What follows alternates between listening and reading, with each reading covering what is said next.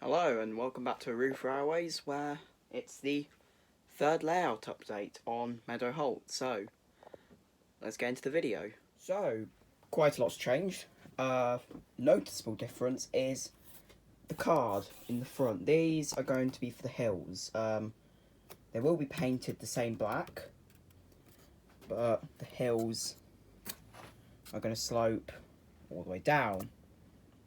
At first, this side was the same height as this side, but after mocking it up with some tissue paper, it loomed over all of this, and if you were standing here, you wouldn't be able to see most of what was going on. So this has been lowered by about an inch or so, and this has been raised, the same.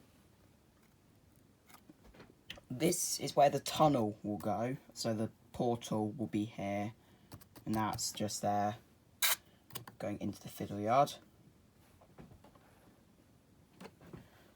And yeah, so that's what it looks like. It kind of slopes down and goes back up a little bit. You all voted, and Site B was voted the best, because the farmer's cottage would be here and that would be there. So how I want this is a little road to go over the bridge and just in front. But here, I've only put this bit of Celotex here because for the allotments here, this little section that's flat, I want to place probably some greenhouses, and you can't really place them on bumpy. So it will still look natural in a sense, but smooth natural, if that makes any sense. So that's there, but then the rest will be all, not mountains, just valleys, because that's how I want it to look. It's a nice sloping Yorkshire valley type thing. One other thing that I've been doing is scale scenes. As I've said in the last update, the actual platform I will make out of the Pico kits, not the Pico kits, the Pico edging and then wood filler. But until I get that, which probably won't be even up for another couple months, I still wanted a platform, at least not even going all the way around as I want it, just a very, very small mock-up of a platform. So I downloaded the Scalescenes kit for the platform, and you know what, I had fun making this. Still not done yet, as you can see, it's a bit bendy, so I'm going to add some more supports probably here. And then here, this little part needs to be curved and then put on, then the top needs to be based. But now at least the two main platforms, again, I don't have this part in yet, but when I do, I'll probably put it round. But for now, where the actual trains will go here and here, at least now I've got how I want it to look on that. So the little jutty out part going down to here, and then the weather station building will be. I also had a little go at the free Scalescenes kit, if the camera will focus on this. Not the best, I'll admit, could do better, and I probably will. I'll probably, again, it's free, I'll probably end up printing this out again. As you can see, there's a little bit of white there, a little bit of, but, I'd say for a first attempt at this kit, I'd say this looks pretty good, and I am probably going to make one of these. Again, inside, not looking the best, but I am probably going to make one of these weighbridge kits and just place it there, just to add a bit of, because again, this is meant to be a freight yard in a sense, so it'll probably go there, or probably there, depending on what I feel like. But I'm probably going to make one of these, and again, I'll make it in the red brick to match with how the rest of the buildings will look. But yeah, again, I think for a first attempt, this was, because I didn't want to pay about $2.99 for the Scalescenes kit of the platform, even if I knew that it was bad in a sense. And one of the guys from my Model Railway Club said you should try. Well, he said you should try Scalescenes, and I thought, all right. I went on there, found the platform, said don't want to pay all that money just yet because I don't know how good they are. So I printed off the free one. Really pleased with it. Granted, with my eyesight, it was quite difficult to cut all the pieces out, and that took up most of the time. Most of the time was done just cutting out the pieces because I do not have good eyesight, and even then, some of the pieces. But, you know, apart from you having to buy the card yourself, and from working in a place where we use mounting board all the time, I get all the offcuts, so I can get big A3 sheets. I can get about a stack of 10 of them for free. So, that's good. So, yeah, so places like this, again, this was free. I can make as many of these as I want. That's the best thing about Scalescenes, that it's a pro over Metcalf. No offense, Metcalf, but, you know, yours come pre-cut in a sense and easy to assemble. But Scalescenes, you get as many as you want. You pay once and then that's it. You get the files. It's not a one-time buy. So I will leave in the description a link to the website Scalescenes, because I don't think they're the best. I'm not going to take sides, but I do think that they deserve the appreciation for making small models. But yeah, I mean, in my hand, I can hold this and move it about, and it's not... I can push in roughly quite a lot, and it's not falling apart. And I didn't apply much glue to this. There you go. Focus now.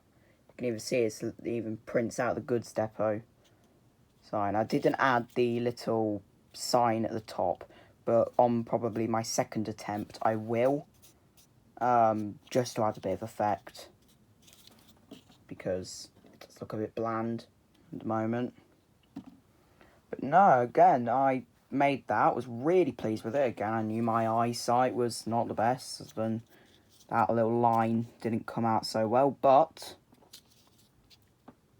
it's first attempt. And the window, that is scale glazed, but I am hopefully just going to probably cut out some of that plastic overlay that you get on packaging. You know that it's like where you get scissors in. You know, those impenetrable boxes.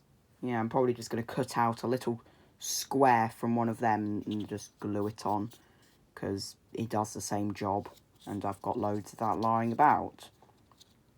So, yeah, I chose the red door because, well, it matches with my style. Red, burgundy, however you like to see that colour.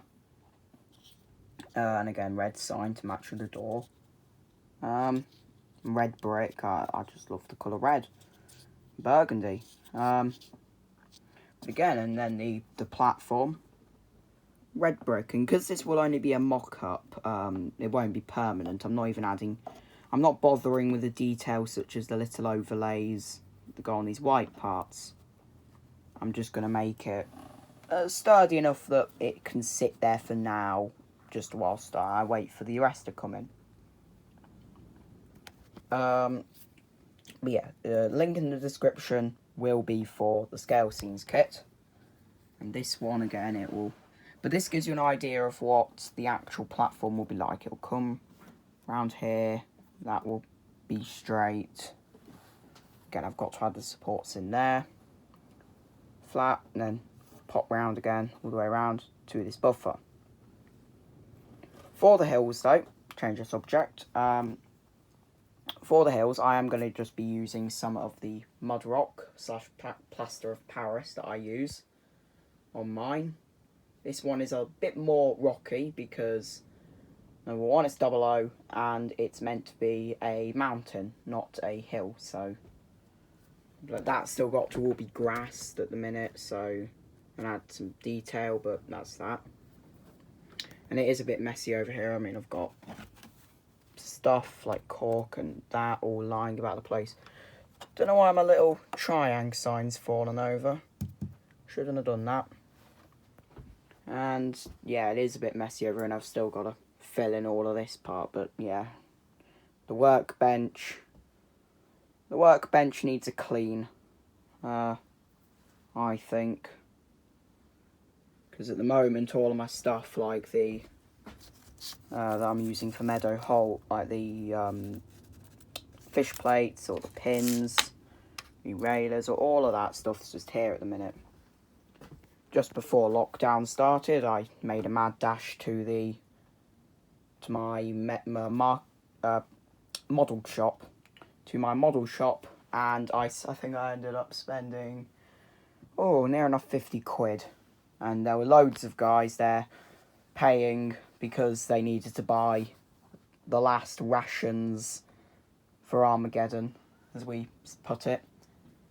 I really, all I needed was some flexi-track, some points, and fish plates, and some other stuff.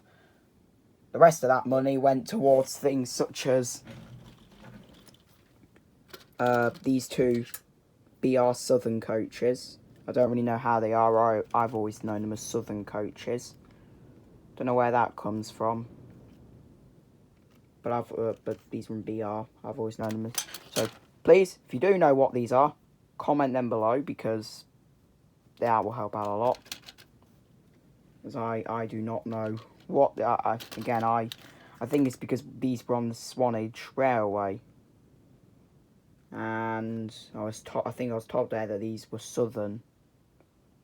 Or it's because Southern trains, or that's just because Southern trains are green. But anyway, they're BR, so I saw the British Rail logo and just thought, I've seen these on branch lines. And I would love them to run behind one of my branch trains. And it was actually quite good. 15 quid. Second hand, mind you, but ground farish, 15 quid. You get a first class brake and a full second. £15, there you go. This one wasn't part of the deal, but I have done a review on this, so check that out. It's on the channel, Roof Railways.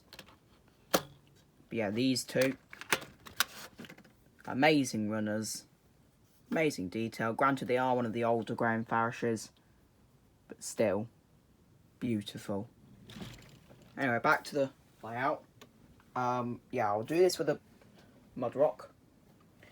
This though, I'll keep as it is because, again, I want it to be flat. Over here again, mostly flat because there'll be a farmer's cottage here, but then the rest, and then a road going up there, just where the portal is, which will be there, just behind it. There'll be a little road winding up, a little country road, which, these are the things that I like. Changeable things. Here's a tip. If you are doing an exhibition layout, do something changeable. One of the guys that I know, in the back of his, there's a field.